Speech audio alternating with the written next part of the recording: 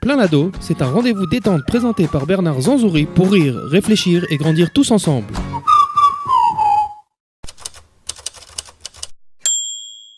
Plein l'ado, l'émission qui parle de vous, qui parle de vos ados, qui parle de nos relations avec nos jeunes. Et aujourd'hui, un invité prestigieux. Je dis prestigieux parce qu'à Netanya, où il est arrivé il n'y a pas si longtemps que ça, il s'est déjà fait un nom. Nathanaël Adida, bonjour. Bonjour Bernard. Nathanaël a 29 ans, il est ostéopathe, c'est un ancien...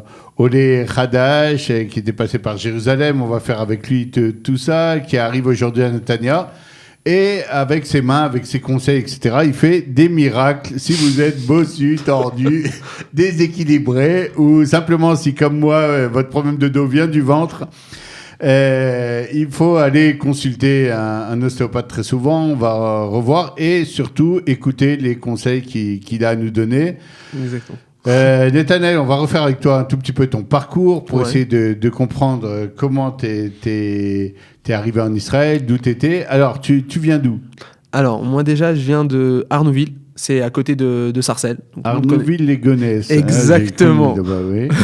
donc voilà, j'ai fait un cursus un petit peu chaotique. C'est-à-dire j'ai commencé par l'école laïque et après je suis allé en école juive. Et après, petit à petit, de fil en aiguille, je me suis retrouvé à la yeshiva en Israël. Ça veut dire que grâce justement aux organismes que je fréquentais, j'étais bien sûr animateur, donc j'ai été à Tikvateinu, au ZEI, donc j'ai vu beaucoup de monde et ça m'a permis en fait d'avoir cette volonté d'aller en Eretz, de monter en Eretz et de faire ma vie ici, quoi. Concrètement. Alors attends, Nathanaël, on va essayer de faire un petit bond dans le temps, on va retourner à Nathanaël ado. Ouais. Et si on t'avait donné une liste à l'époque de 10 professions et qu'à l'intérieur il y avait ostéopathe, il y avait combien de chances que tu pointes cette profession-là ? Alors, en fait, moi, ça a été très simple quand j'étais ado. Il y avait 3 choses que je voulais faire. Okay. C'était ou ça. Déjà, je dessinais tout le temps. Donc, à chaque fois que je me posais sur une table, je dessinais. Ça, tu continues, c'est un truc qui te détend ? Ouais, c'est bon, un petit peu moins parce qu'avec les enfants. Plus de temps, voilà, c'est ça, exactement. Bon, je dessine avec eux. Ça veut dire, quand mon fils, il me dit, papa, fais-moi ma queen, ça y va, voilà, je lui fais comme il faut, il adore. Mais bon, voilà, où je dessinais tout le temps, donc je me suis dit, quoi qu'il arrive, je vais finir dans le dessin ou dans l'animation, dans les logiciels pour des jeux vidéo, des trucs comme ça. Ou le sport. J'adore faire du sport, donc j'ai toujours fait du sport toute ma vie. Là, il y a quand même une connexion, parce que tu vas pouvoir conseiller des gens mieux. Exactement, donc il y a le côté sportif que j'adorais, donc je me suis dit où je serais coach sportif, prof de sport. Alors le dessin, c'est pas mal aussi, tu peux leur montrer. Vous voyez votre dos là ? Vous voyez le rond ? C'est votre dos. C'est une bosse, monsieur. Et ça m'a aidé, justement, ça m'a aidé dans mes études. Ça veut dire dans mes études, dès que je voyais en fait une diapo, ça me permettait en fait de visualiser directement, de pouvoir la retranscrire sur mon cahier sans écrire en fait, sans le côté on va dire didactique, quoi. C'était vraiment que visuel. Donc moi tout était capté par des images. Génial. En fait. Alors on a le dessin, on a le sport. Voilà. Qui a été 3e point. Rabbin. Non, il y a le côté rabbin. Ça c'est le côté plus psychologique que j'aime dans mon métier. Mais non, c'est le côté le toucher. En fait, je voulais être kiné. J'ai dit parce qu'en fait je faisais des massages par exemple à Tikvat, chaque fois qu'il y avait quelqu'un qui était pas très bien, il y avait des soirées comme ça au ZEI, exactement. Voilà, ça veut dire la vocation était déjà là, il y avait quand même exactement, il y avait les prémices de mon métier en fait et j'ai réuni tout ça. Et j'ai vu en fait tout simplement qu'au niveau du dessin, c'était des métiers qui me convenaient pas au final parce que j'avais besoin de contact, et j'avais besoin de pouvoir partager avec des personnes et pas juste rester sur ma feuille. Donc alors le côté contact, le côté aide aussi et prise en charge de la personne, ça j'adore. C'est ce que j'ai eu à Tikvateinu, c'est-à-dire les milliers d'enfants qu'on a pu voir, milliers on va dire centaines en tout cas, qu'on a pu voir, le fait de s'arrêter sur eux, de les écouter, d'essayer de leur trouver des solutions à leurs problèmes, que ça soit ou avec leurs parents, ou dans le niveau social, ou au niveau de la religion. Donc c'était le côté vraiment proximité. C'est très important pour toi cet échange. Exactement. Et cette façon de pouvoir essayer de trouver des solutions aux problèmes des gens. Exactement. Ok. C'est ça. Et après, le côté vraiment manuel. Ouais. Donc, et là, tout se réunissait dans l'ostéopathie, c'est-à-dire que déjà, il faut visualiser ce qu'on fait. Même si on travaille avec nos mains, on doit vraiment visualiser les structures qu'on va toucher et dans quel état d'esprit on va les manipuler.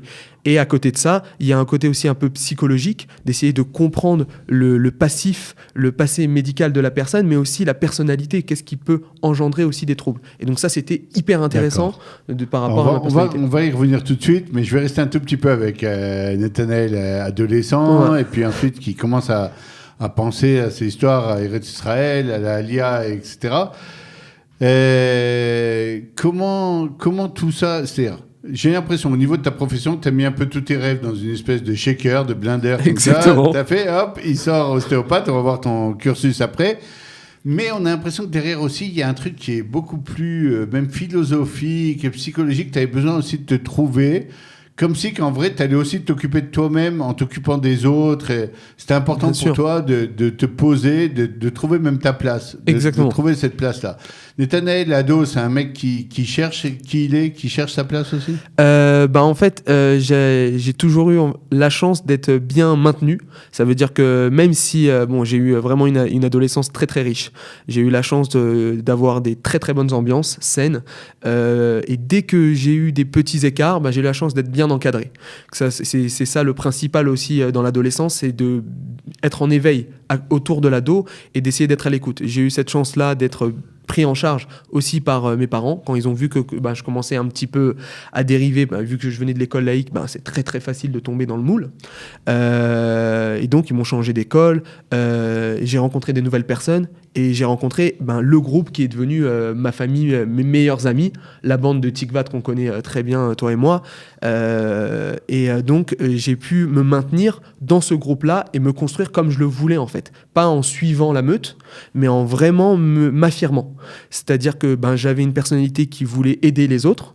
Et grâce à Tikvatenu, grâce aux EI, j'ai pu affirmer ça. J'étais une personne qui était assez, pas exubérante, mais qui avait besoin de faire beaucoup de choses. Et s'il y avait besoin de chanter, j'étais là. S'il y avait besoin de faire une activité, j'étais là. Si on avait besoin de mon aide, je répondais toujours présent. Et les mouvements de jeunesse m'ont offert ça sur un plateau. Et donc, voilà. Pour les mouvements de jeunesse, je suis tout à fait d'accord avec toi. C'est même une évidence. On voit que 90% des gens de la communauté en France qui ont des vraies responsabilités sont passés par les mouvements de jeunesse. Il y a aucune discussion sur ça. Mais comment on transfère dans les mouvements de jeunesse, c'est un truc un peu trompeur. Moi, je me rappelle de grandes salles, tu parlais de Tikvatenu, de 300 enfants dans une salle. Il y a des artistes qui remplissent pas 300 types tous les soirs dans leurs concerts. Comment tu passes de statut, où que tu le veuilles ou non, tu es une petite star locale, Ouais. à tu es un inconnu qui arrive en Israël, personne ne te connaît, tu parles pas la langue, on te regarde comme un mec, tu parles pas la langue, tu es un handicapé qu'il faut aider dans le meilleur des cas, mais qu'on peut aussi ne pas voir, quoi. En fait, c'est vrai que le changement, il est radical quand on passe de la lumière à l'obscurité. L'avantage que j'ai eu, c'est que dès que je suis venu, je suis arrivé directement à la yeshiva. Donc j'étais pas dans l'obscurité, j'étais dans une lumière qui était plus pnimi, ça veut dire plus intérieure, c'est-à-dire au niveau de la Torah, au niveau du limoud, de l'étude. Mais donc j'étais toujours en fait dans une C'est lumière. marrant ce que tu dis quand même, comme l'image que tu prends, parce qu'on a toujours l'impression que le type qui monte en Israël, hop, je rejoins Israël, etc. Mais les premiers temps, c'est pas l'impression que tu as. Même si tu trouves c'est super beau, c'est super sympa, c'est Israël, le cocktail, le machin et tout, dans la réalité quotidienne, c'est où je suis, quoi. Exactement. J'ai aucun repère. Ça veut dire que voilà, la personne qui en plus, en général, quitte sa famille, son cocon, vraiment son environnement social, il arrive ici, il est complètement perdu, il n'y a rien. Ça veut dire que même s'il vient avec des amis, par exemple, même s'il vient avec une ambiance ou autre, au final, quand il se retrouve lui et lui seul, Confronté au Voilà, problème confronté, de tous les voilà, jours, exactement. au problème de la Et- langue, au problème de trouver sa place, de gagner son fric dans la société. c'est ça. Finalement, il est un peu tout seul devant les obstacles, quoi. Exactement. Et l'avantage, en fait, bien sûr, de faire un passage dès qu'on arrive, de ne pas être livré à nous-mêmes, c'est-à-dire d'arriver dans un endroit où quand même on va être pris en charge d'une certaine manière, par où le côté rabbanim pour moi qui était à la yeshiva ou d'autres qui font n'importe quel programme en fait d'intégration, c'est hyper hyper important. Pourquoi ? Parce que ça permet non seulement de bien fixer De les commencer à bases. atterrir un peu en douceur. T'as Exact. pas besoin de cracher l'avion pour en sortir. Exactement. Parce que sinon l'arrêt il est très dur. C'est-à-dire exactement parce que la différence, déjà on est chez les parents et on arrive dans un statut où on est complètement seul. Donc là l'avantage à la yeshiva, c'est que ça m'a permis de me construire aussi mon esprit.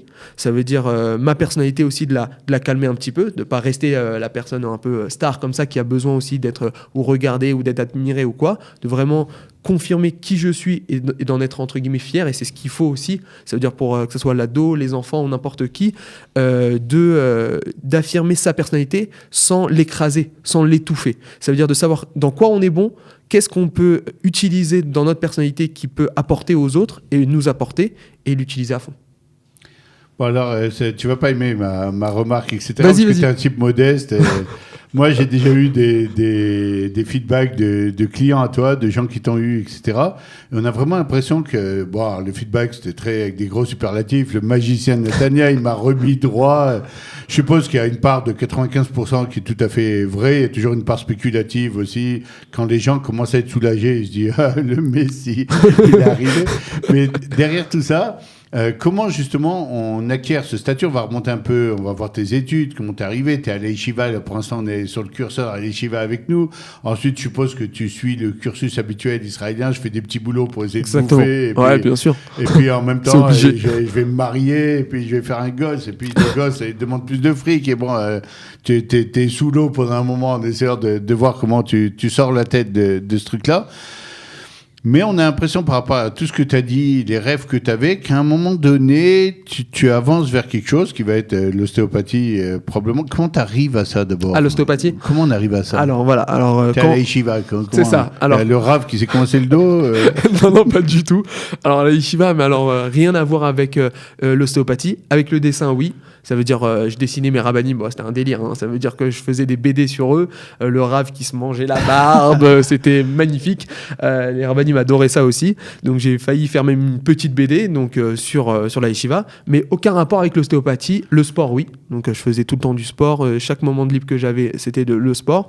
Et à un moment donné, il y a le moment de l'orientation. C'est-à-dire à un moment donné, ok, les massés, qu'est-ce que je fais? Je t'arrête juste avant. Tu t'es déjà blessé pendant que tu faisais le sport, avant ce tournant de l'ostéopathie, qui Bien t'a sûr. permis ensuite de te souvenir et de dire attends, mais là j'avais déconné là, sur ce truc-là. Exactement. Alors, c'était qui Netanel quand il se blessait? C'était un mec qui insiste sur la blessure, il continue à dire mais c'est pas grave, je pose mon skate et je continue à pied et tout. C'est ça. Le type qui était conscient que. Alors, il y avait un peu une Un peu des schizophrénie. deux. Ok. Ça veut dire qu'il y avait le côté où guerrier un peu, genre on tombe, on se relève. Et aussi mon éducation, ça a été comme ça. Ça veut dire que ma Ouais. mère, ça a été Là, il bon, s'était plié comme un loup, il continue. voilà, exactement. Tu vas Carrage. grandir, tu vas oublier. C'est comme ça que j'ai été éduqué. Mais il y avait aussi le côté un peu de mon père aussi qui est on fait attention. Ça veut dire qu'une fois j'ai eu une entorse, bon c'est pas une fois, ça m'est arrivé souvent dans la pratique du basket par exemple. Le Nishmartem al Nafshotechem, il faut quand même faire gaffe. On Exactement. a besoin de toi dans ce monde, Voilà. fais attention à toi. C'est ça, c'est justement pour le futur en fait. C'est-à-dire de préserver son corps parce qu'aujourd'hui peut-être tu as l'énergie qu'il faut pour pouvoir gérer les problématiques que tu vas être confronté. Ça veut dire des coups, même par exemple dans le combat, par exemple des gens qui font des arts martiaux, quand ils sont jeunes il n'y a aucun problème, mais c'est après que les problèmes articulaires arrivent, c'est la même chose. Par exemple moi quand j'ai eu ma première on va dire entorse, sur le moment même il y a eu le côté guerrier, j'étais en plein match. Il y avait je crois mon père qui me regardait. T'as Et dit pour à moi ton entraîneur, je suis chaud, laisse tomber, je ah suis non chaud. mais c'est pas ça. Ouais. Je savais que je m'étais fait quelque chose de grave, Ouais. mais j'ai laissé personne le voir. Je me suis relevé direct. J'ai Ouais. dit je termine le match quoi qu'il. Et j'ai terminé le match. Et en fait c'est ce qui se passe aussi avec le corps. Tant que le corps est chaud, il y a aucun problème. On peut continuer à part s'il y a vraiment un traumatisme sérieux. Mais sinon tant que le corps est chaud, il peut y aller comme l'adrénaline. On va reparler de ce moment-là où tu te sens un peu invincible, où tu sens que tu es jeune, tu te sens bien dans ton corps, tu te sens fort, tu as fait la muscule et tout. Et tu dis, bon, finalement, c'est des broutilles, quoi, ça va passer. Et je prends sur moi. Et les dangers même de cette façon de voir. On parle de choses très intéressantes. Et donc, la première partie de Plein Ado est déjà terminée. On se retrouve dans quelques secondes pour continuer cette interview passionnante avec toi, Nathanaël. À tout de suite.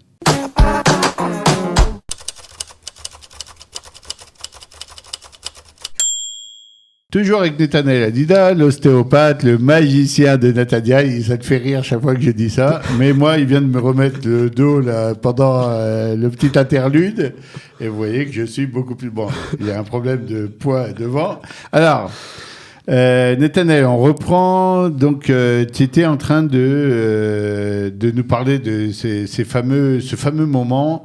On est jeune, on est plein d'adrénaline, il y a plein d'hormones, il y a plein de trucs, on se sent bien. Et puis d'un coup, on se blesse, on a quelque chose, puis on se dit ça va, et c'est bon. C'est ça. Comme a dit maman, c'est ça. Dans 2 ans, ça sera derrière toi. Bon, d'accord, quand tu passeras devant le miroir, il te manquera une jambe, mais c'est pas très grave. C'est exactement ça. C'est-à-dire qu'on ne fait pas attention sur le moment.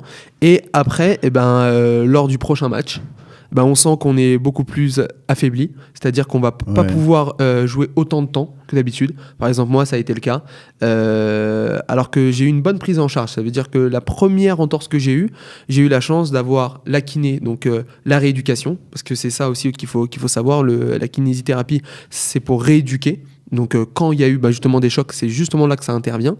Et donc, c'est obligatoire. Pourquoi ? Parce qu'il va falloir un moment en fait d'arrêt, de consolidation. Le corps a besoin de temps aussi pour assimiler les choses. Il n'y a pas de...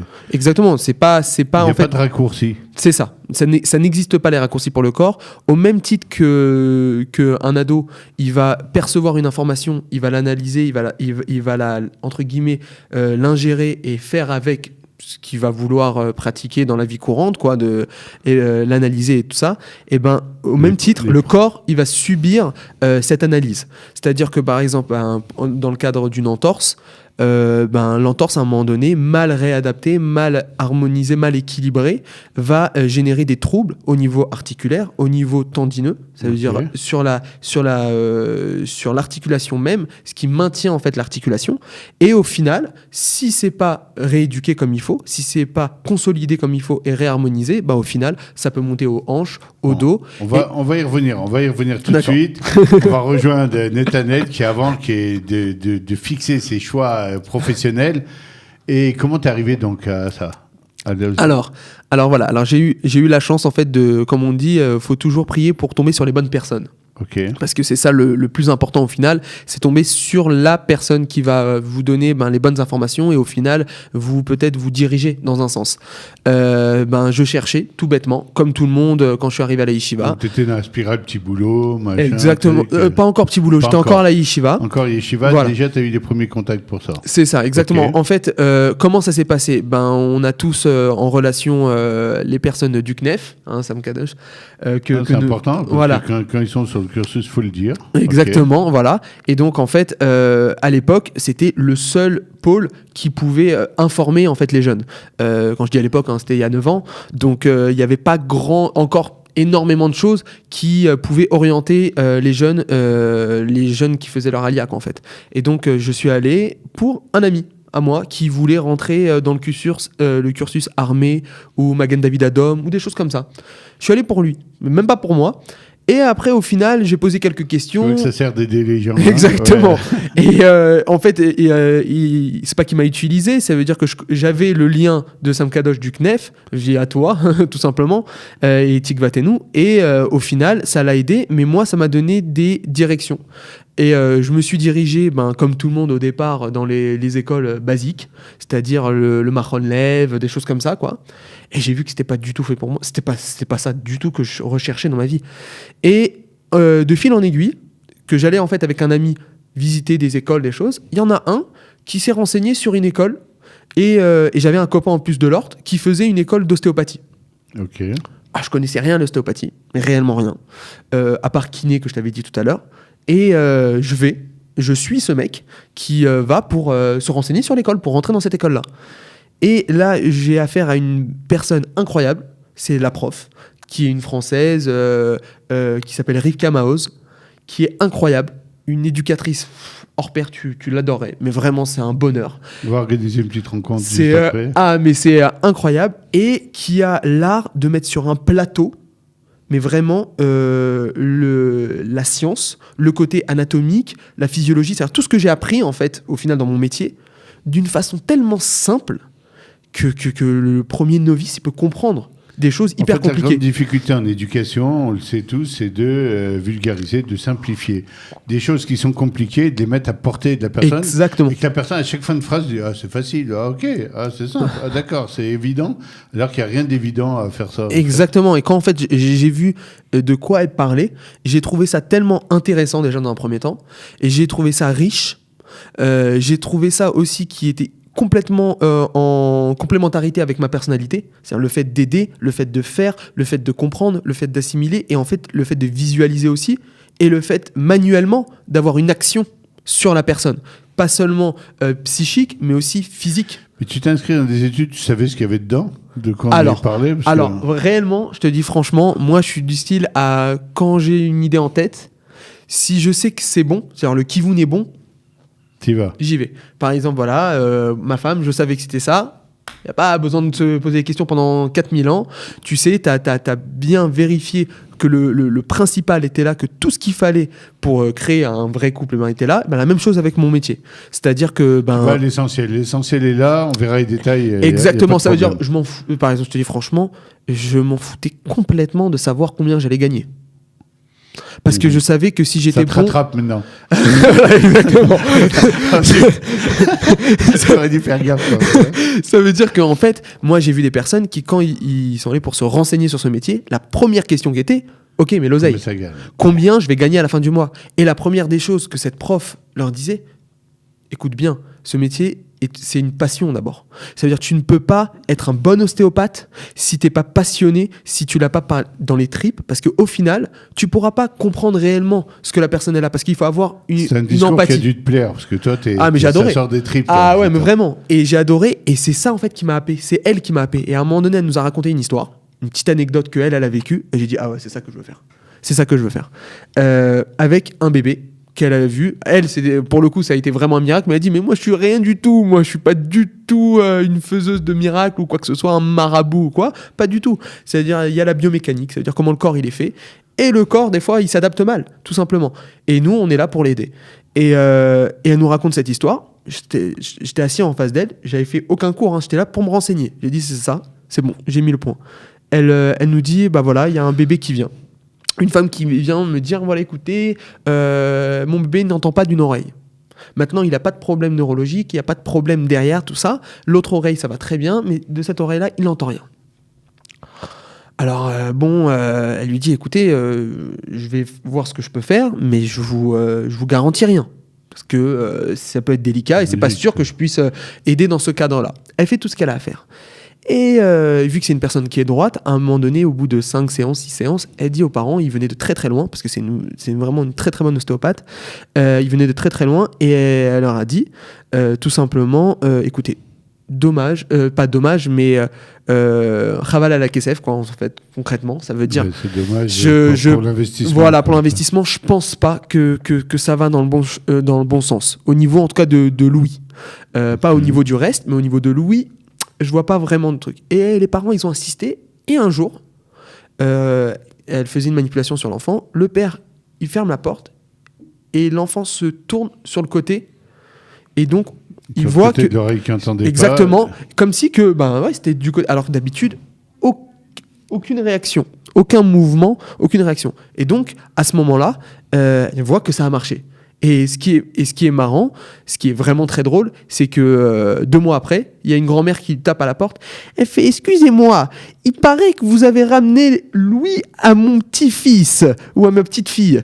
Est-ce que vous pouvez me soigner pour m'enlever mon sonotone ?» Elle dit « Non mais moi je peux pas vous faire rendre Louis, c'est pas possible. » Ça veut dire que c'était devenu genre « Ah, c'est la faiseuse de miracles. » Les marabouts sont là. Exactement. Donc on va y aller. Alors voilà, dans le cadre du bébé, ça avait marché parce que déjà c'est malléable, c'est beaucoup plus facile de pratiquer et il n'y a pas tout le passif d'une grand-mère qui va venir et qui a plus l'ouïe parce que l'audition tout simplement a diminué. On Voilà. va parler avec ton mécanisme, on va parler un peu parce qu'on a l'impression au fur et à mesure qu'on t'entend qu'on ne comprend pas grand-chose. On dit comment elle a pu lui rendre lui, on ne comprend rien au mécanisme interne, etc. Mais il faut savoir, et ça va être notre prochain sujet, concernant l'humain et son corps, l'enfant et son corps, qu'en vrai, très souvent, c'est pas juste qu'on n'est pas à l'affût, on n'est pas à l'écoute de son corps. mais des fois qu'on y comprend Justement, rien, ouais, exactement. et qu'on a l'impression qu'on sait, par contre, qu'on va conseiller à notre enfant de porter son sac de telle ou telle façon, ou de mettre telle ou telle chaussure, mais nous-mêmes, on balance un peu ça au petit bonheur de la chance en prenant des grands airs de parents qui connaissons, parce qu'on sait qu'attention, alors que lui, l'enfant a des questions pratiques, quelle chaussure je dois mettre pour tel tioul, on va aller dans des sources, on va sauter, on va monter, on sait qu'il y a des efforts sur les genoux, sur les chevilles, dans les montées, qui ne sont pas les mêmes que dans les descentes, mais finalement, quel conseil donner, parce qu'on n'y connaît strictement rien. Alors toi, comment tu vois un peu cette façon cette approche? Est-ce qu'il y a des grandes règles? Est-ce qu'il y a les 3 règles d'or de l'ostéopathe et de la façon de conseiller un enfant? Ou est-ce que tu es plus au feeling? Raconte-nous un peu ta technique. Alors bon, c'est vrai qu'il y a 2 façons d'appréhender l'ostéopathie. La première, c'est tout ce qui est physique et anatomique, ça veut dire structurel, ça veut dire la structure gouverne la fonction, c'est-à-dire que si la structure n'est pas équilibrée, automatiquement, la fonction va être mal effectuée. Ça veut dire que... J'essaie de comprendre. Le corps, il y a un équilibre presque parfait. Exactement.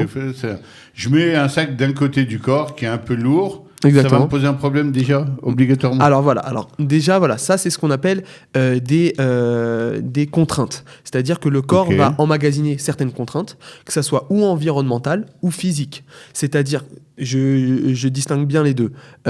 Environnemental, ça veut dire le sac à dos.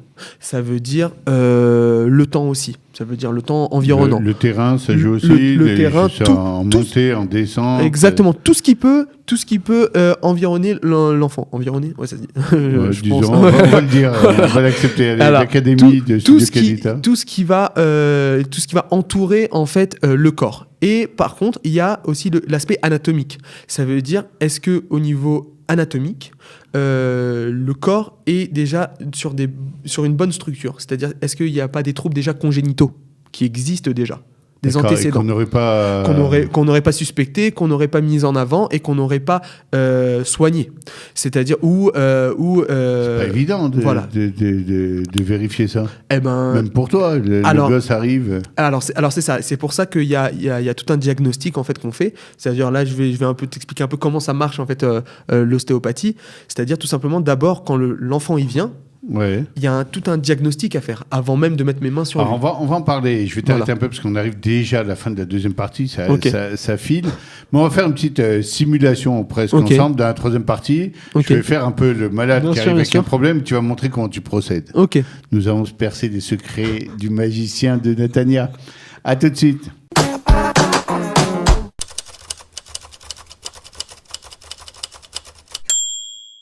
Toujours avec Nathanaël Adida, l'ostéopathe qui fait des miracles à Netanya actuellement, qui est en train de se faire un vrai nom là-bas. Et c'est important pour moi de vous expliquer que maintenant, on va le mettre à l'épreuve. C'est pas sympa, mais c'est l'examen. On va faire des rubriques. L'examen. Il n'y a pas de problème. L'examen, j'arrive, bonjour monsieur Adida, il faut vous m'aidiez tout de suite. Alors bien entendu, toujours l'approche miracle. Je ne peux pas ressortir comme ça de votre cabinet. Alors, on a vu tout à l'heure, tu nous disais, il faut voir s'il n'y a pas des antécédents. Les gens s'en foutent. Ils ont un problème ou ils ont une douleur. Ils aimeraient bien que tu leur fasses un tour de magie à Cabra. Et voilà, j'ai sorti un jeune prince d'un bossu. Alors... voilà, donc la simulation, c'est un peu comme ça.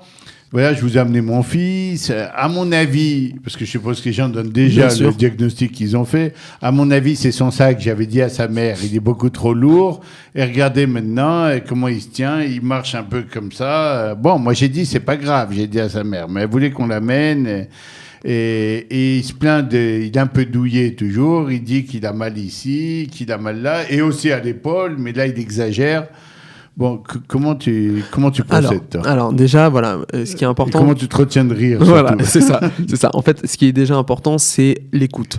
C'est-à-dire, voilà, ça c'est une des règles, c'est l'écoute. Ça veut dire que ça soit ou le parent, ou le praticien en charge, c'est-à-dire le professionnel de santé, ou même l'enfant. L'enfant, il doit être à l'écoute de son corps. Le parent, il doit être à l'écoute des plaintes de Mais l'enfant. quand il y a un cas comme je t'ai montré, Ouais. tu t'arrêtes le parent en disant je peux écouter l'enfant, c'est quand même lui. Exactement, A priori, exactement, ouais. c'est ça. Et c'est là où Moi, je fais l'écoute... ça souvent en Et c'est- consultation. Quand les gens me disent un problème, ils parlent, ils racontent le problème, mais l'enfant n'a pas toujours voix au chapitre. Hein. Exactement, bah c'est là où l'écoute est hyper importante et c'est là où je vais amener l'enfant à essayer de comprendre son corps et d'analyser en fait ce qu'il ressent. Parce que le problème aussi de l'ado, c'est de manière générale, c'est même au niveau de sa personnalité, il ne sait pas des fois même communiquer ou ressortir ses ressentis. Ça veut dire, c'est ça le problème en fait. Et donc il va créer comment on appelle ça, pas des angoisses, mais un côté un peu... d'introspection, pas d'introspection, excuse-moi, je perds mes mots. Il va garder un peu ses trucs, un peu comme si il va être introverti. Il va Introverti, garder un peu- voilà, Ok. voilà, excuse-moi pour le terme, je n'arrivais pas à le retrouver. Donc voilà, il va s'introvertir, il va se renfermer sur lui, quitte à complètement bloquer toute communication externe. Et donc Il y c'est a la un même peu chose chez avec le l'enfant corps. aussi un peu une honte comme ça, même honte De de dire dire j'ai mal. j'ai mal, honte Exactement. de montrer peut-être son corps. Les faiblesses. Ouais, la faiblesse, etc. Et puis c'est pas agréable d'aller, de dire, tu préfères rêver ou espérer que ça va passer. Exactement, Le surtout temps que... va faire son travail. C'est ça, surtout quand on est enfant ou quand on est ado, on pense pas à ça. On pense pas du tout à notre corps. C'est pas le moment en fait de penser à notre corps et tout ça. Et en fait, ce qu'il faut, c'est d'être à l'écoute donc de l'ado, de lui poser certaines questions très très claires, très faciles. C'est-à-dire, est-ce que quand tu bouges, ça te fait mal ? De quelle manière ça te fait mal ? Est-ce que ça te crée des fourmillements ? Est-ce que ça te crée une gêne ? Tu n'arrives pas à bouger ton épaule et donc, par exemple ici, tu vas loin et là. Il y a un petit moment où Ok. ça te crée un petit blocage. Est-ce que ça te... et aussi, il y a plusieurs questions aussi qu'on pose de manière générale que ça, tu dois pas savoir, mais des questions, par exemple, au niveau de la concentration, au niveau du sommeil. Est-ce que son sommeil est perturbé ? Et ça, des fois, on pose ça aussi aux parents. Est-ce que c'est un enfant qui est plutôt hyperactif ou non qui est hypotonique, c'est-à-dire un enfant qui va être sur la réserve, qui va pas trop bouger. Parce qu'en fait, ce que tu nous dis ici, c'est que la vision un peu holistique, générale de l'enfant, va nous apprendre que des fois, toi, tu peux être alerté par il dort pas bien, même si l'enfant dit non, mais j'ai plus mal, c'est il y a 2 semaines, etc. Mais il dort pas bien, il se passe quelque chose que toi Dans tu son vas corps, pouvoir bien repérer, sûr. mais lui, il n'est pas toujours. Ah, il n'est pas au courant. C'est-à-dire, par exemple, voilà, moi, les questions que des fois je pose, et là, c'est vrai que je suis pris comme un peu un marabout, parce que les gens, ils disent, mais comment ça peut être en relation ? C'est toutes les influences qu'il peut y avoir avec l'appareil masticateur et l'occlusion de la mâchoire. C'est-à-dire le fait de fermer la mâchoire, d'ouvrir la mâchoire, l'appareil masticateur, comment on mange et tout ça. Parce Eh ben, que ce que tu dis, Nathanaël, ça va être super intéressant. Là, on va rentrer vraiment. On a toujours l'impression, nous, qu'un truc, une douleur, elle est locale. Exactement. J'ai mal à la mâchoire, ben j'ai mal à la mâchoire. Bon, je vais aller voir un dentiste, je vais aller voir un truc. C'est ça. Mais quel rapport avec toi maintenant dans l'histoire de mâchoire? Et encore plus, si d'un coup j'ai mal au dos et que ça me descend, je vais pas voir le rapport, je vais voir aucun rapport. Exactement, et c'est là où l'écoute, ça veut dire la mise en éveil des parents, de dire non, si là mon enfant, par exemple le soir, il grince des dents, il y a quelque chose à relever de ça. Pas juste à dire bon bah il grince des dents, je vais aller voir le dentiste et c'est fini.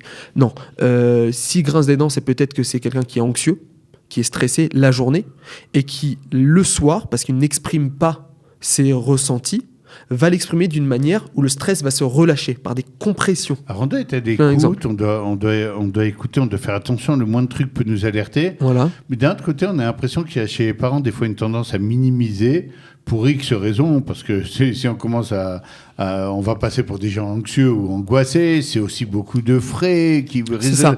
Donc il y a une espèce de phénomène presque automatique chez la personne en disant bon, on va attendre déjà 2-3 jours, Voilà, en plus c'est ça. je vais peut-être oublier un peu entre-temps, et Bezrat Hachem, peut-être ça va passer, et comme ça on retombe à zéro, mon fils n'est pas malade, j'ai plus d'angoisse, et au niveau du portefeuille, je suis soulagé, et pas lui. Bah, comme dans tout, en fait, la cause, c'est la désinformation. C'est-à-dire que les parents ne savent pas. C'est pas de leur faute, ils peuvent pas savoir, c'est pas leur métier, ils n'ont pas été formés à ça. Et donc, quand leur enfant lui dit, écoute, j'ai un petit peu mal au dos, ben, ils ont été élevés à l'ancienne, par exemple, ben, il va dire, écoute, ça va passer. C'est rien. Ça va, moi, à ton âge, Non, mais tu sais. des fois, je me rappelle, moi, chez moi aussi, mais des fois, tu avais la remarque, mais tu n'as pas l'indication qui va avec. Par exemple, eh ben, t'as qu'à te tenir bien. Mais Voilà. c'est quoi se tenir bien? C'est J'en ça, sais rien, exactement. moi. C'est-à-dire que voilà, par exemple, exactement comme tu dis, il y a l'exemple aussi qui marche. C'est-à-dire que si les parents ils se tiennent pas droit et ils disent bah écoute, regarde ta façon de te tenir, mais sur quel exemple déjà l'enfant va se positionner et surtout comment savoir si pour lui cette position est adaptée ou pas. D'accord, on va en reparler de ça. Je veux savoir un truc. Vas-y, dis-moi. Très souvent, l'enfant a même du mal à identifier. Moi, je le sais parce que dans mon domaine à moi, quand il arrive avec un problème qui est ouais, en fait, j'ai un problème à l'école, mais c'est parce que la prof explique mal. Très souvent, l'enfant va se tromper un peu, même dans le diagnostic. Dans le diagnostic. C'est pas parce que la prof explique mal que tu as un problème. C'est des fois, on va découvrir un problème d'oreille. Le gosse n'entend pas, il a l'impression qu'elle explique mal. Ou une autre fois, c'est parce qu'il y a un gosse qui l'embête, mais ça, il voulait pas raconter, donc il s'est concentré. Et puis, on va se tromper dans le diagnostic. On s'aperçoit que dans la douleur, très souvent aussi, le gosse explique pas très bien des fois. Bien sûr. Il va te raconter, il dit j'ai mal au pied, mais lui, il parle de la jambe ou Voilà. du genou. Pour lui, tout ça, c'est le pied. Et c'est là en fait où le diagnostic manuel va rentrer en considération. C'est-à-dire comment en fait moi je procède. C'est-à-dire que d'abord j'ai l'entretien. Donc je prends réellement le temps d'écouter, de parler, de poser les questions, que ça soit sur tout. Hein. C'est très varié. Tu prends des notes, t'enregistres. Exactement. Comment tu fais Non, je prends des notes. Ok. Et après, j'allie ça à mon... c'est ce qu'on appelle en fait l'anamnèse. Ça veut dire qu'on fait vraiment tout un questionnaire pour déjà nous permettre de connaître le patient, de savoir son passé s'il y a des choses à éviter. Parce qu'il y a aussi un passé médical à connaître. Si par exemple il y a certaines pathologies, eh ben, il faut savoir qu'il y a certaines manipulations ou certaines choses qu'on ne doit pas toucher, qu'on doit rediriger vers un professionnel. Et à côté de ça, on doit aussi savoir que il n'y a pas que le côté physique, il y a aussi le côté traumatique. Ça veut dire trauma, c'est-à-dire les traumas physiques qu'on peut recevoir, mais aussi trauma psychologique. Comme par exemple tout à l'heure on parlait d'un déménagement. Par exemple moi j'ai fait mon alia, un ado qui déménage dans un autre endroit, sa structure sociale est complètement chamboulée, et ben automatiquement ça peut être un ado après qui va se refermer, qui va créer une posture qui va être mauvaise, donc il va se renfermer sur lui-même. Automatiquement, il va se renfermer sur lui-même, automatiquement les épaules vont tomber, le ventre va se rentrer, et donc ça va créer des problèmes de posture, alors qu'à la base, il n'a aucun problème de posture. Ça, je parle juste au niveau psychologique. Il y a énormément de problèmes psychologiques comme ça. On sait par exemple Mais ça peut être aussi, dans le football, moi je suivais ça à l'époque parce que c'était un truc qui m'intéressait. Quand un type a eu un accident grave, on l'a fauché, il a dû faire 6 mois d'hôpital, il s'est remis. On s'aperçoit que le corps physiquement va se remettre au bout de 6 mois, mais pour le type, il va falloir 1 an et demi. Parce que pendant 1 an, après, il joue pas du tout de la même façon. Exactement. Il a peur qu'on lui refasse. Il a l'appréhension, donc il court plus de la même façon, il prend plus les mêmes risques, et puis il est nul, il n'a pas du tout repris. Et on s'aperçoit que le côté psychologique là, a pris le relais. Bien et sûr. le type n'a pas conscience toujours. Il dit si, je cours, mais on voit, il prend plus aucun risque, il glisse plus vers le ballon, il fait très attention, trop attention, et finalement il finit sur le banc des remplaçants parce que combien le psychologique peut te raconter, même des fois, que tu as mal. En fait, c'est ça le truc, c'est que l'ostéopathe ou n'importe quel professionnel doit mettre en avant autant le facteur psychologique que le facteur physique. Parce que si automatiquement il met l'un en avant sur l'autre, il va passer à côté de certaines choses. Parce que ça arrive, c'est pas que ça arrive, c'est tout le temps comme ça. Des fois, le côté psychologique va très bien et le corps va très mal, et des fois c'est l'inverse. Mais il faut être éveillé sur les deux pour pouvoir ne pas passer à côté de certaines choses. Toujours obligé d'avoir les deux alertes qui viennent et qui se complètent. Exactement. Il y a un proverbe français qui dit « chat échaudé craint l'eau froide ». Si j'ai été brûlé avec de l'eau chaude, etc., même l'eau froide va me faire le même effet. Je vais sursauter parce que je suis prêt. On a l'impression que effectivement, toi, tu es obligé de surveiller en disant « Attends, qu'est-ce qui est véritablement une douleur ressentie ?» Exactement. Et qu'est-ce qui est une douleur supposée de peur que... Et si tu te trompes, t'es planté dans le diagnostic et donc dans les soins. C'est tout le but en fait du soin ostéopathique à la base de l'ostéopathie, c'est vraiment de trouver la source du problème. C'est pour ça que c'est une médecine qui est holistique, donc qui englobe tous les appareils du corps, pas seulement les os comme on peut l'entendre, ou les muscles. Ah, toi, tu travailles le dos, tu débloques le dos. Non, pas forcément, il n'y a pas que ça. Et souvent, par exemple, ou toi, tu vas me faire craquer. Ça, c'est la phrase type. Ouais. Ah, faites-moi craquer le dos. faites-moi craquer, j'en ai besoin. Voilà. Non, mais moi, je vais pas aller te faire plaisir là maintenant. Le but, c'est pas de te faire plaisir. Le but, c'est que tu ressortes avec une hygiène de santé. Ça veut dire physique et aussi psychosomatique optimale. Et donc pour ça, je vais devoir faire ce que ton corps il a besoin, parce que toi tu as besoin. Après, bien sûr, l'ostéopathe doit être assez fin et de comprendre que y a certaines personnes qui ont besoin de sentir les choses. Alors tu vas Tu devoir fais un peu craquer, comme Voilà, ça il est plus souple, exactement. après il t'écoute. Mais c'est plus le côté sur ce moment-là, le côté psychologique. C'est-à-dire tu joues en fait comme un placebo, tu joues pour que il se débloque. Simplement, il te laisse travailler. D'accord. En fait. En Nathaniel, tu nous as amené des belles photos là, ici, qui sont derrière. On voit des endroits un peu qui sont un peu les articulations, les endroits où il faut particulièrement faire attention. Mm-hmm. On a l'impression quand on est jeune, on le disait tout à l'heure, qu'on peut bouffer le monde. Il nous arrivera rien, et des fois on va faire une mauvaise interprétation, on va avoir un truc qui commence à se développer et qui est grave, Exactement. et on va avoir l'impression que c'est des courbatures, ces vieux trucs de famille. Je me rappelle, mon père disait toujours ça. Ah, t'as couru, c'est les courbatures, et tout est rentré dans le grand sac des courbatures. Or, il y a des choses, comme on disait un tout petit peu, mais j'ai envie que tu rentres dedans, que tu le précises, où non seulement il faut être à l'écoute, il faut donner du temps, et surtout il faut aller voir le bon spécialiste, la bonne personne des fois, parce que sinon tu vas rentrer dans une histoire qui va aggraver ton cas et ne pas arriver à des trucs, des points de non-retour. Exactement. Alors voilà, par exemple, tout à l'heure, j'ai parlé de l'occlusion dentaire. Tout à l'heure. Voilà. C'est une des choses qui revient souvent, c'est pas très souvent, mais souvent. C'est-à-dire quand on va voir le professionnel, par exemple le dentiste, il va pas forcément voir des fois le côté, ou l'orthodontiste, ils vont voir le côté beau ou le côté hygiène dentaire, mais pas forcément le côté postural. Ils vont pas faire le lien. Alors qu'il y en a, bien évidemment, il y a des professionnels qui aussi font le lien et donc vont aussi adapter au niveau de la posture. C'est-à-dire que si la mâchoire est mal positionnée, automatiquement il va y avoir un déséquilibre. Comme on voit là, par exemple, j'ai aussi d'autres photos. Mais par exemple, là, on voit, je vous donne un exemple tout simple. Là, au niveau du pied, d'accord, on va dire l'entorse toute bête comme un enfant peut avoir dans n'importe quelle pratique de sport. Si l'entorse ne va pas être consolidée, c'est-à-dire déjà dans un premier temps. C'est une entorse à base de muscle qui a été mal positionné, voilà, donc a souffert. En fait, voilà, il y a des articulations. Voilà, il y a des articulations et l'articulation est maintenue par des tendons, d'accord. Et donc l'articulation va être maintenue par ces tendons et les muscles aussi qui chapeautent toute la zone. Donc aussi des nerfs, des artères, des veines, vraiment toute la structure articulaire, quoi. Et donc dans cette structure-là, automatiquement quand il va y avoir une sollicitation mauvaise, dans le cadre de l'entorse, c'est quoi ? C'est le pied qui a vrillé sur le côté, d'accord ? Et qui va créer un déchirement. Voilà. Qui va créer en fait ou un déchirement partiel ou total, ou une petite inflammation du tendon, d'accord ? Et donc au final, qu'est-ce que ça va créer ? Une inflammation, et donc la zone va être algique, c'est-à-dire qu'il va y avoir une douleur qui va se créer, une inflammation qui va se créer, et donc automatiquement on ne pourra plus utiliser la zone comme il faut.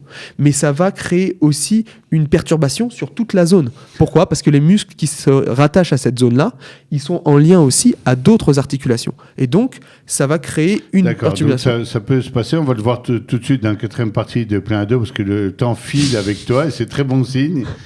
Ça veut dire que j'ai un truc, je commence à avoir une entorse. Si je me positionne mal ou si je fais pas attention, ça peut monter au genou et je peux me retrouver avec un truc à l'aine ou l'articulation et un corps complètement déséquilibré, complètement malade. On peut se retrouver avec tout simplement un problème au niveau de la hanche. Parce que c'est simple, ça reste quoi qu'il arrive sur le membre inférieur, ça veut dire sur la jambe, mais ça peut arriver aussi sur une faiblesse d'épaule. Ok. Voilà. Alors viens, on se retrouve tout de suite, on va rentrer un peu dans les soins, on n'aura pas le temps de tout faire aujourd'hui, mais c'est très bon signe, ça veut dire qu'on ne s'ennuie pas et qu'il y a un bon rythme. À tout de suite.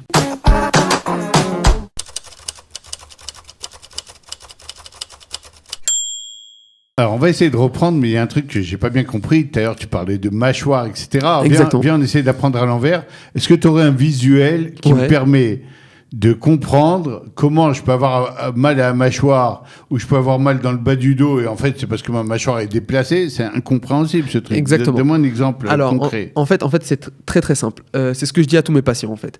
Je peux le montrer ou sur moi ou sur toi, comme tu préfères. Alors vas-y, fais-le sur toi, D'accord. on va bien le pointer avec la caméra. Alors voilà, en fait c'est très simple.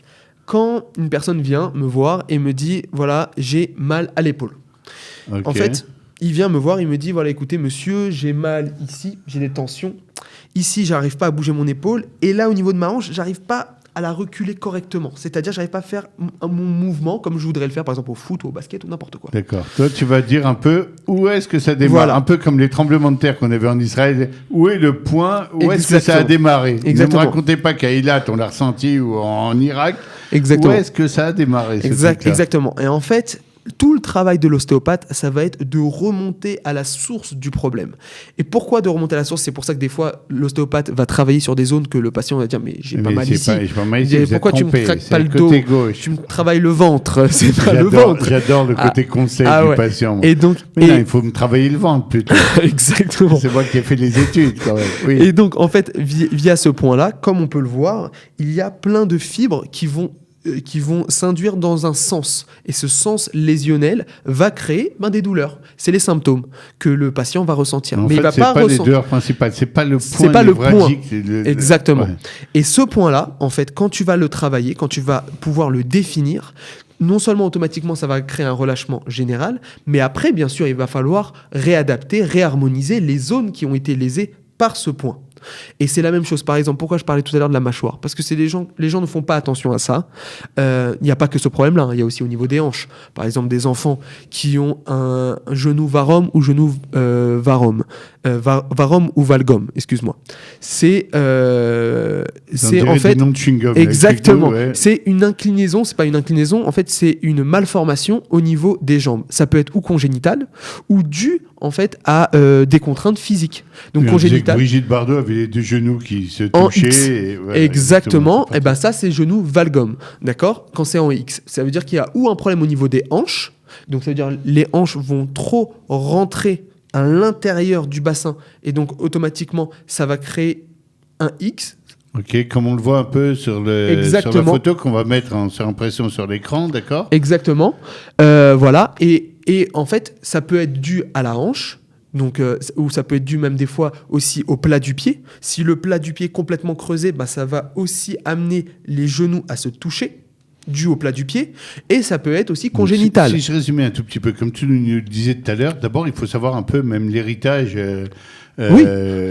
familial, voilà, exactement. Parce que si tu n'as pas compris que tu as les pieds un peu plats, etc., ça t'aidera pas. Ça va se révéler à 5 ans, tu vas avoir des problèmes au mollet. Tu vas te dire, mais j'ai mal au mollet, j'ai dû prendre un coup.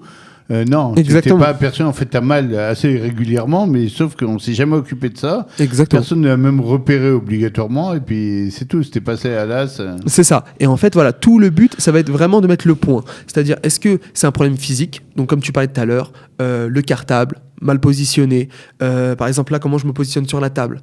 En général, les jeunes, quand ils sont sur l'ordinateur... Le problème, quand tu reçois un ostéo, tu dis, tu es en train de me regarder en disant, mais il est complètement beau. Voilà, exactement. Mais... Tu dois, bien sûr, il faut avoir une visualisation totale du patient. Et après aussi, même lors des tests ostéopathiques, on a aussi la visualisation. Ça veut dire de vraiment regarder tout... Alors, en fait, si même, toi, on a vu, tu es très à l'écoute, tu vas essayer de trouver le point névralgique, le point clé, tu vas écouter l'historique, tu vas poser des questions, tu as un truc qui est très élaboré, mais en même temps, je suppose que souvent, on a aussi le premier coup d'œil du praticien quand les gens rentrent dans le truc, tu dis, oh là là, oh là là, et tu dis, il a très mal au genou, et toi, tu regardes le dos et tout en disant, vu la position, et ça...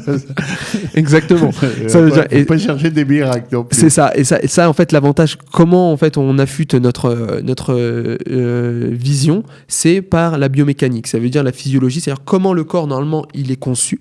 Comment le corps s'adapte perpétuellement à toutes les contraintes qui l'entourent et au final ça crée une posture antalgique. Les gens devraient recevoir une vraie formation, un vrai cours sur le corps et le corps de leurs enfants avant.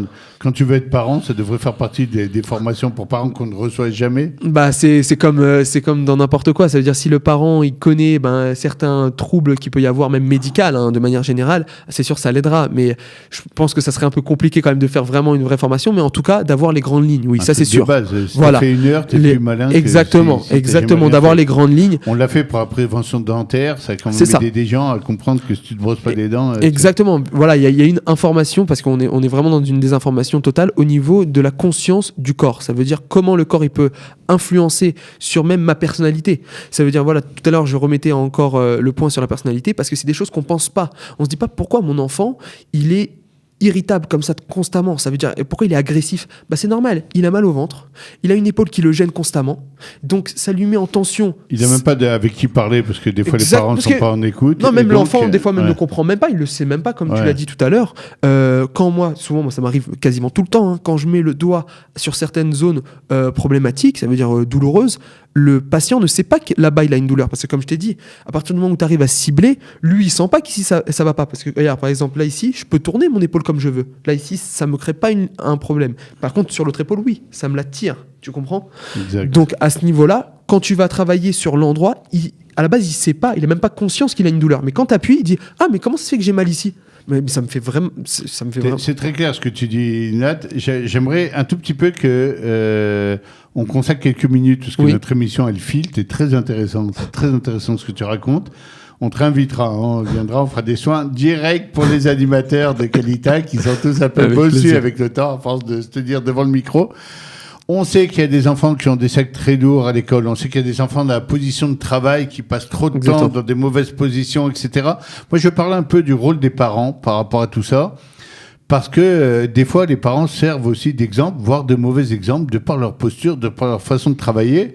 Par contre, ils sont pleins de conseils pour l'enfant, alors qu'ils sont eux-mêmes pas un miroir, pas un exemple. Exactement, c'est pour ça qu'en fait il faut maintenir en fait les actes, c'est-à-dire que c'est un maintien constant, c'est très très compliqué à faire, c'est un travail personnel et aussi d'éducation face à son enfant, mais pour son enfant de le faire soi-même. Ça veut dire que des fois on est amené à faire des choses grâce à nos enfants, et c'est pas quasiment, c'est tout le temps qu'on fait ça, c'est-à-dire qu'on se travaille personnellement pour que nos enfants ne répercutent pas nos erreurs passées. Souvent, c'est le cas.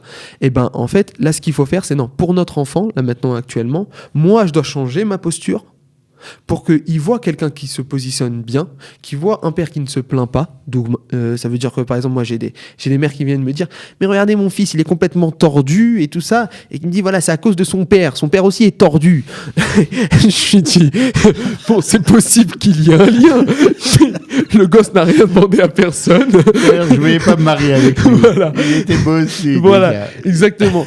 Alors non, ça marche pas comme ça. C'est-à-dire que même, bien évidemment, les parents doivent faire attention. C'est-à-dire, par exemple, dans le cadre du C'est sac. quoi faire attention? Alors C'est voilà, quoi faire attention dans le cadre du sac, par exemple, bon, c'est vrai qu'aujourd'hui, le côté visuel prime avant tout. Ça veut dire que c'est le problème de notre génération, c'est-à-dire que il faut être à la mode, il faut être au top, il faut être machin. Donc une mère qui va dire à sa fille « Oh, ton sac est mal positionné, tu vas te tuer le dos, tu vas machin », mais elle-même, elle utilise un sac à main qui lui fracasse complètement son équilibre général. Et donc, qui automatiquement va lui créer des tensions au niveau cervical, au niveau de l'épaule. Et voilà. Et ben, au niveau des ados, ça marche de la même manière au niveau du sac à dos, par exemple. Le sac à dos, le grand mythe du sac à dos, il est toujours rempli, toujours bourré à craquer. Ce qu'il faut, c'est déjà essayer de trouver des solutions. Bon, bien sûr, via aussi l'école, parce qu'il y a aussi un travail à faire via l'école. Possibilité d'avoir un casier, un sac avec des roulettes. Exactement. C'est-à-dire que d'essayer de pouvoir stocker à un endroit certains livres qu'on n'a pas besoin de ramener à la maison. On n'est pas obligé de se faire mal et dire mais ça me forme. C'est ça. Non, il y a C'est toute le façon, syndrome du gladiateur. Non, mais c'est bon pour moi. Je vais Exactement. passer dans le dur. Voilà, En fait, il faut faire gaffe à son corps. Quoi, ben, au final, par exemple, les gladiateurs, bon, bah, ils vivaient pas très longtemps. Ça veut dire... L'espérance de vie était basse. était très limitée. Par contre, ce que tu dis est très important. Souvent, moi, je donne l'exemple des gens qui viennent me voir, par exemple, même des enfants, ou même des personnes âgées qui viennent me voir et qui me disent « Qu'est-ce que vous voulez que je fasse? C'est l'âge. Qu'est-ce que vous voulez que je fasse? Il est né comme ça. Qu'est-ce que vous voulez que je fasse ?» Je dis non, comment ça se fait que le Chinois qui est au turban, qui se tue la tâche au fin fond du Tibet à porter des tonnes et des tonnes de trucs, lui, il est capable de mettre jusqu'à 90 ans son pied derrière la tête. Ah oui, c'est une vraie question. Comment il fait ça? C'est-à-dire, comment il fait ça? Tout simplement parce que non seulement il a une conscience de son corps, pour eux, c'est leur religion. Le corps humain, en Chine, en Asie, il y a vraiment un mythe comme ça. C'est pas un mythe, c'est une réalité. Alors, quel est leur secret? C'est quoi? Alors, la méditation? Alors, on peut rigoler, mais c'est réel. Ça veut dire que tout ce qui est yoga, tai chi, qigong, tous les trucs comme ça, des fois qu'on voit même dans les films de karaté où le mec il respire respire bien et tout ça, là par contre c'est des règles d'or, c'est-à-dire d'abord maintenir les axes corporels. C'est-à-dire que normalement, par exemple ton enfant, il doit avoir, ou l'ado, il doit avoir les axes du corps qui doivent être quand même assez égal, c'est-à-dire assez vertical dans ce sens-là et horizontal. Il ne doit pas avoir de déséquilibre. Si on voit un déséquilibre au niveau des yeux, des fois on voit un enfant qui est un peu comme ça, donc automatiquement c'est qu'il doit avoir des influences au niveau aussi cervical. Si on voit au niveau de sa mâchoire, qu'il y a une mâchoire un petit peu qui se ferme comme ça, il doit avoir aussi un déséquilibre qui va lui créer aussi un déséquilibre au niveau du corps. Et au niveau de l'épaule, et ça s'ensuit sur tout le corps. Et ensuite, sur le corps, mais on sait aussi que le mental, il va suivre. Au bout d'un moment, tu vas être... Exactement, tu vas être irrité par ces douleurs et donc automatiquement, ça va jouer aussi sur le psychique. Donc, en fait, comme je disais tout à l'heure par rapport aux Chinois ou à l'Asie, cette médecine un peu chinoise comme ça, ancestrale, c'est d'avoir conscience de son corps. C'est quoi la méditation ? C'est de vraiment respirer, donc déjà de savoir respirer. Ça, c'est une règle d'or aussi à avoir. C'est aujourd'hui, on ne respire plus.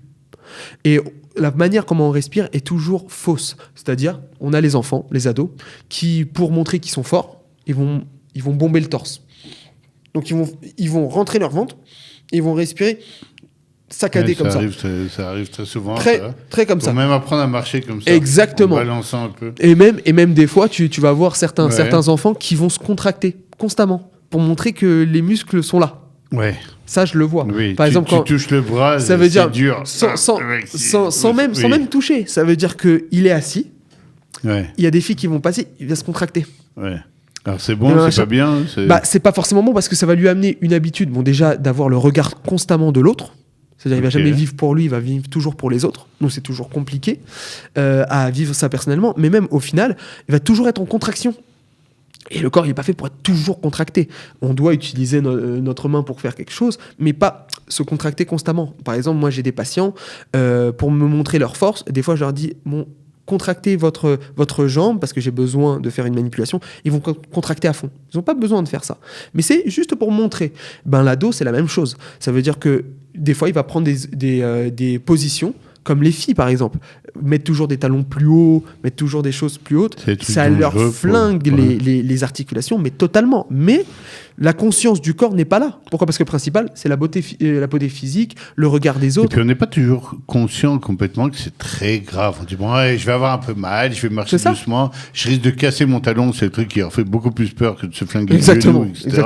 Exactement. Et en fait, c'est là où il faut avoir une conscience du corps. C'est ce que je disais tout à l'heure, par exemple, pour reprendre l'exemple de ce Chinois, ils font attention à faire des exercices constamment, c'est-à-dire via le yoga, le qigong, les arts martiaux, ils font des exercices. Déjà, ils font des exercices. Ils ont conscience de la biomécanique. Ça veut dire comment il faut aussi étirer les articulations pour qu'elles puissent se remettre correctement et les muscles pouvoir se recharger aussi. Et après aussi, ils ont une hygiène de vie. Ça veut dire, par exemple, aujourd'hui, l'hygiène de vie est primordiale. Les enfants aujourd'hui ne boivent pas d'eau. Ne boivent pas assez d'eau. C'est un vrai problème. Ils remplacent l'eau par le Coca, le Sprite, n'importe quel autre substitut gazeux. Ils vont dire il y a de l'eau, c'est du liquide. Exactement. Et en fait, qui a l'effet inverse sur le corps. C'est-à-dire non seulement c'est pas bon, ça veut dire au niveau de ce que tu ingères dans ton corps, c'est pas forcément bon, mais ça te ronge ton corps.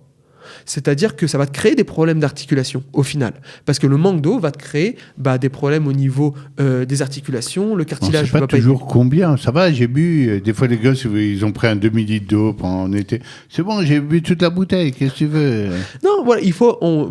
après, ça c'est... Il n'y a pas de règles fixées, mais on dit toujours... Une bouteille, 1 litre, 1,5 litre minimum. Après, ça dépend aussi le poids du corps. Donc, il y a plein de choses. De la chaleur mais il faut penser toujours, de se dire, même si c'est pas une bouteille entière, toujours avoir un petit verre d'eau comme ça, de boire, de s'alimenter. Nathanaël, on a encore plein de sujets en suspens. Il y a plein de choses. Tu dois me remettre droit. Bon, on te réinvitera, c'est passionnant. Et maintenant, j'habite Natania, je te vois dans l'émission, et je t'entends. Comment on te joint ? Alors, allez, la page pub, un peu. Comment on te joint ? Alors, il y a sur Facebook Nathaniel Adida ostéopathe, Nathania. Et un numéro de téléphone. Et un numéro de téléphone, voilà. Mon numéro de téléphone, donc c'est le 058 5 29 09 89. Et tu nous le répètes, comme ça les gens peuvent prendre des notes. Vous pouvez aussi vous repasser le film. 058 5 29 09 89. Voilà. Et donc, c'est des déplacements et aussi à domicile, donc des fois aussi en urgence. Des fois, c'est même mieux pour les ados, ou pas les ados, mais les enfants en tout cas, parce qu'ils restent dans leur atmosphère des fois, que de venir au cabinet, parce que la blouse blanche, le côté un peu normé, peut aussi il faut que freiner tu montes une photo en blouse blanche, ça nous intéresse. On va remercier Netanel, Beatzlacha dans ton travail, c'est très impressionnant, tu as l'air très très consciencieux et j'aimerais bien venir faire un petit shake-up très rapidement. Avec plaisir. Je rappelle le numéro de la boîte vocale 050 430 80 20, vous pouvez télécharger l'application Studio Qualita sur l'App Store ou nous joindre www.studioqualita.com. Merci d'avoir été ici, merci pour tous ces conseils. Plaisir. Et en espérant qu'on apprenne à bien se tenir, au propre comme au figuré. À bientôt. Plein Lado, c'est un rendez-vous détente présenté par Bernard Zanzouri pour rire, réfléchir et grandir tous ensemble.